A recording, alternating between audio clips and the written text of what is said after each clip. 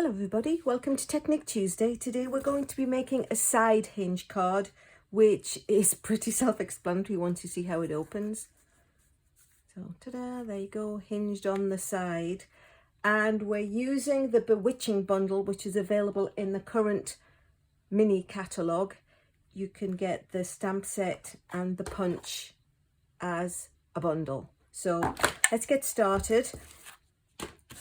We are going to take a piece of pumpkin pie cardstock. It's 8.5 by 5.5, scored at 4 1/4. However, in order to make the hinge, we are going to cut off 1 inch on one of the sides. So I did go ahead and score it, as you can see, and then I'm going to put 1 inch lined up on this side of the paper cutter. You can do it this way, but a small tip is it's best to have more of what you're cutting from on the bigger side so it supports it.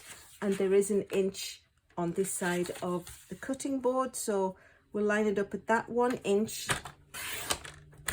and simply snip it off, quick and easy. So that now leaves us 3 1/8 of a piece on this side. The inside layer we have, I only cut it down by 1/8 because I wanted it to be more available on this side and I wanted the edges to match. So this, instead of being cut at 4 by 5 1/4, it's cut at 4 1/8 by 5 3/8. As always, of course, the dimensions and the cutting sizes are all in the description below. So that's the white piece which goes on the inside. And then I cut a piece of basic black. And I ran it through, I don't know if you can see it so good because it's so dark. I ran it through the embossing folder, which in this instance I used Festive because it's just got lines and I felt it had a continuity of the spider strings going down. There's a piece of pumpkin pie, which is layered with a piece of white that the hat goes on to. And in order to do that, we need to punch the hat. So let me get which one to use. So I think I'll go with the one that I used in the sample. So I'm actually going to use the Memento Black Ink. This is a lovely one. It's really quite dark and quite effective. So because it's a bigger stamp, it's sometimes easier to lay the stamp down and put the ink on it rather than tap it onto the ink pad. But I digress. So there we go, one nice witch's hat. So I'm just going to simply peel it off the acrylic block and put it back into its box, and I can get put away for the moment. Actually, no, I think while we're doing all the stamping, I'll go ahead and stamp the spider, which is one of the other stamps. So again, peel it off, put it on the acrylic block.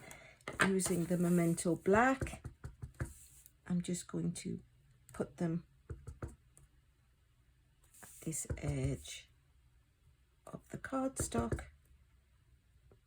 I'm leaving a gap in the middle because that's where the flap will go over, but I will actually go ahead and stamp this little guy in the top corner. So that's actually all of the stamping done. So I can take the stamp off the acrylic block, stick it back in the box and put the block away. So let's get assembling. So we need to attach the black to the front. Sometimes when things are embossed, it compromises the back. It's not so flat, so the adhesive doesn't stick.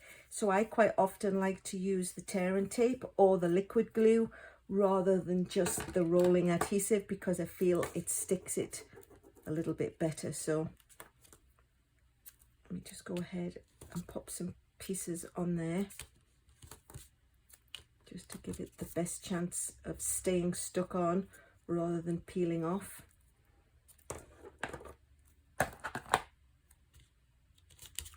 Okie dokie, there we go. So I'm going to fill in the other areas with the rolling adhesive. It doesn't have to be wall to wall sticky, but I will actually just put a good run down the back just for good measure. Whoops.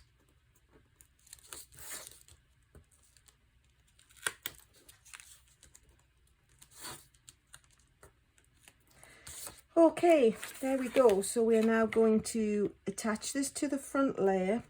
Like I say, I cut it by 1/8 rather than quarters, so there's not much room around, but I just wanted to get as much black as I could onto the area where it goes. So now we are going to attach the layer of white to the layer of pumpkin.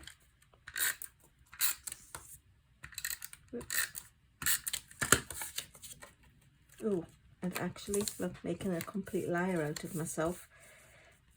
We need to attach the bar, which is going to hold it underneath the layer. So, as you guys all know who've watched my videos, we are going to turn it over. Oh, I don't know why it's the same on both sides. But anyway, it's always a good habit to turn it over, because the one time when it matters is the one time that you don't do it. And we're going to attach this with strong adhesive. Just again, because it's a moving part, it's always best to give it a sporting chance to stay on. So we don't want it to go to the edge, we want it to be under the layer. So we'll put a piece right there and there, so you can see how this will fit. And when this layer goes on, the edge of here doesn't show up. So let me just quickly peel that off. Put a piece of rolling sticky in the middle and stick it to the middle. And now we can go ahead and put the layer on, because it's actually going to disguise what's underneath. And like I said, you don't see the edge because we left it a little short. So now the trick for putting this on depends on the size of this piece that you've decorated. So I'm going to line it up in the middle of where I want it to be. It's got a nice surround of black on all sides. And where the edge of the cardstock is, that's where I'm going to fold it. Because I didn't want to fold it and it be too long and this be hanging over, or it be too short.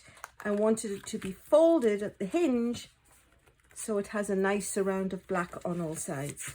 And this is going to be hidden under this layer, the same like we did, oops, the same like we did with this side. So again, because this is the moving part, we are going to stick it down with the tear and tape adhesive, or as those of you who watch my videos, thank you very much, will know that I'm a cut and tape kind of girl, because tearing is just not my thing. So there we go, 3 pieces of strong adhesive, let's call it that. I'm going to pop the backing paper off there, and then we'll lay this down just for a visual, because remember I didn't stamp spiders in the middle because that's where the hinge was going to be. So I'm going to butt it up against the edge of the card, move this out of the way, and then let that go over. So it's now stuck down quite firmly in the right place. And then when we put this layer on, it's going to hide the piece that got stuck down. So the inside doesn't move so much, so it doesn't really need to have strong adhesive. We can just use good old rolling tape or whatever adhesive you use. So again, it was 1/8 of a layer rather than the quarter, because I wanted these pieces to line up as best I could. So there we go, there is the mechanism. Now we just need to add the hat that we stamped earlier. So I will get the punch and put it through. Now here's a joke that quite a few of the ladies, when I do my stamp camps, we had this little term, which is quite funny. If it's not going to go in very easily and you don't want it to move, just put a little piece of adhesive on a scrap and stick it on. And our favorite funny term for this is an executive extender, because a scrap of paper is anything but executive, but it makes it sound important. And if it really helps you line it up and get it where you want it to be, then what's better than that? So just push. It's actually cut all the other pieces if I wanted them, a few stars and the hat band, but in this instance we are not going to use that. So we'll put those over there and save them for perhaps another project. So the stamping, the stamp set is a lovely stamp set. 3 hats, stars, spider, witch's feet, but didn't come with any words. So I know if you've watched previous videos, I've dug into my paper pumpkin stash, which is what I did in this instance. And this was a stamp set which was paper pumpkin last September, because, you know, we always craft a month ahead, and it had a lovely happy Halloween. And then I thought, oh, you know what? Why don't I go ahead, even though it's a little early, why don't I go ahead and use this greeting? Because then I can let you guys know that until September 10th, you can sign up for this year's Halloween paper pumpkin kit. So you have until September 10th to do that. I mean, obviously there's no guarantee of what the words inside would say, but if you wanted a really cool Halloween themed stamp set, because you get to keep the stamps and you get to keep the ink spot forever, now would be a good time to consider that.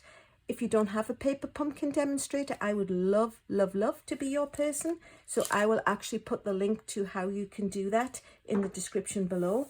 And I would love to welcome you to my paper pumpkin family. However, back to the task in hand. So we've stamped the Happy Halloween using last year's paper pumpkin convenient set. All we need to do now is pop the hat on using the dimensionals, which I got from a previous paper pumpkin kit. They're always so generous with their dimensionals. And I love dimensionals, so I never have to think, oh, I don't want to scrimp on that. I don't want it to run out. I'm like, woohoo! Paper pumpkin mania. Have at me. So, peel the backing paper off. Stick it in place. And there you have it. I'll just move all the bits out the way. A Hinge card, quick and easy, uses all the fun elements of the stamp set. It gets to justify the paper pumpkin subscription. So have a spooky time, and thanks so much for watching.